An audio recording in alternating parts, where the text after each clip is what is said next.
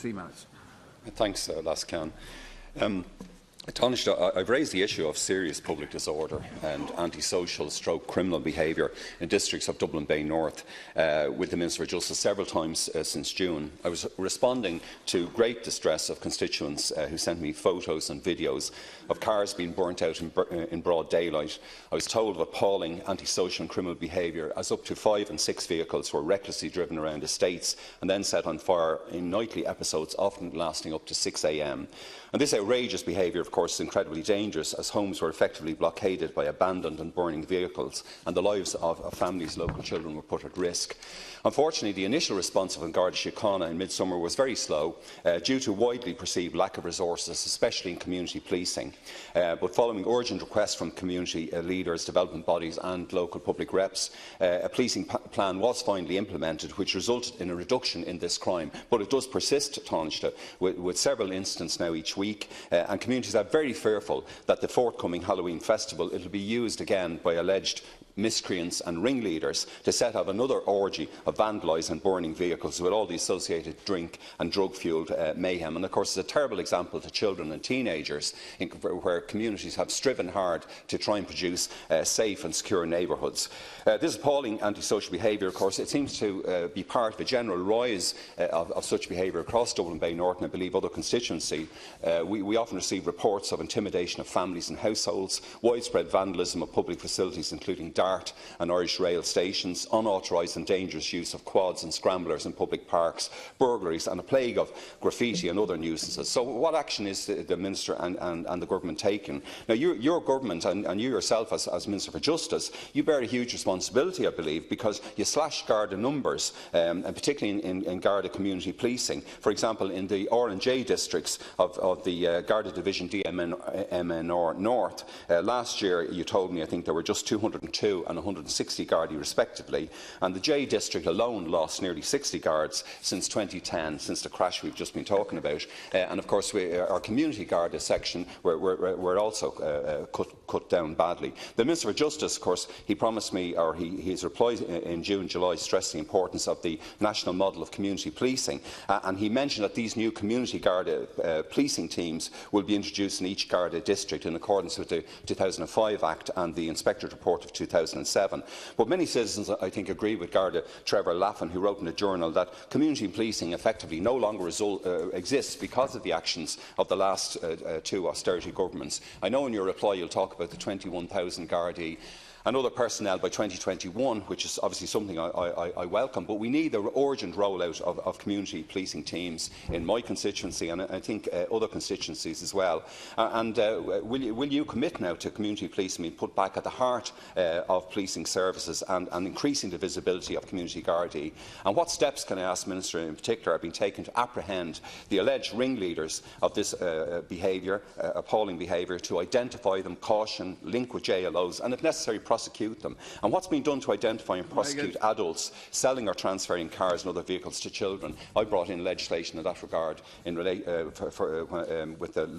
behalf of the Labour Party about 15 years ago, which is the law of the land, but it doesn't seem to be implemented and the supply of vehicles has not been stopped. So urgent action, please, Minister. Thank you, Deputy. Well, of course, we all recognise that the type of incidents that you've described, the antisocial behaviour that you have described, is extremely disturbing for communities and creates huge numbers of danger for citizens, whether it's in our parks or on our streets. And what this government and the last government have done in order to ensure that we have the kind of visible policing presence that is needed is to ensure the recruitment of new Gardaí. You're incorrect to say that this government, or indeed the last government, have cut back on numbers. Quite the opposite, in fact. And Budget 218 provides for the recruitment of 800 additional Gardaí and 500 civilians to fill those critical skills gaps across the organisation, and to make sure that Gardaí move from administrative work into frontline duties, so that the very behaviour that you're speaking about can be dealt with. I think other initiatives. Clearly, there have to be deterrents. Sentencing has to reflect the seriousness of the crime. That's why we brought in the legislation that ensures where people, for example, are involved in robberies, that they serve those sentences consecutively. And that's been a very important deterrent as well. I equally think, in terms of the behaviour you're describing, that the important work of the Gardaí liaison teams and the community Gardaí in identifying those persistent offenders, and there's been some excellent work done in terms of focusing on persistent offenders, because I think that's what you're speaking about. You're speaking about persistent offenders, and they have to serve time in jail if they are persistent offenders. And we have to make sure that we work with communities to identify the spots, the areas where there is persistent antisocial behaviour, and where the Gardaí have done that. There have been changes and there have been improvements. If you'd like to give me details in relation to the area that you're speaking about, I will ask the Minister for Justice to ensure that the issue is looked at in detail. I note your comments about the plans down to 2021, but your government and previous governments, the last two previous governments, you did allow community policing to wither. That's a simple fact. There are other stakeholders involved, of course, who need to be mobilised as well. Dublin City Council, in particular, the Dublin City Council management has a generally very poor record in state management of its 27,000 housing units. But your governments, you've cut resources to that council and indeed to other councils like Fingal, which I also represent, which has made it very hard to deliver frontline services. I asked on behalf of communities, as you know, we've one of the biggest new urban districts on the borders of Dublin Bay North and Dublin Fingal now being built out, and I asked Minister Coveney, in actual fact, to carry out, on behalf of many local community bodies and representatives, to carry out an audit of social infrastructure, the massive lack of social infrastructure, including community education, health, childcare, recreation, commercial facilities. Now, Minister Coveney point-blank refused to do that, so I'd ask if Minister Owen Murphy might take up that challenge. There's also, I think, a challenge from Minister Ring, in that a lot of community bodies say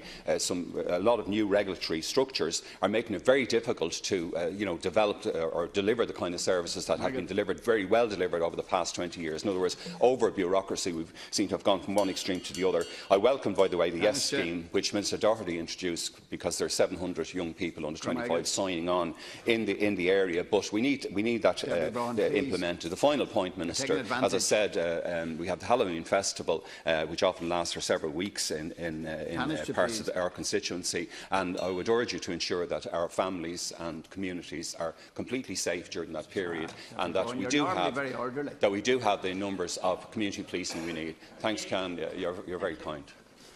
Well, thank you, Deputy. We all know the pressure on our emergency services during the Halloween period, and I can only agree with you that we urge people to engage in safe behaviour and to get involved in those many activities which the local councils right across Dublin are organising in order to ensure that we don't have the kind of dangerous incidents that have seen many children ending up in Temple Street and Crumlin Children's Hospital in recent years as a result of these events.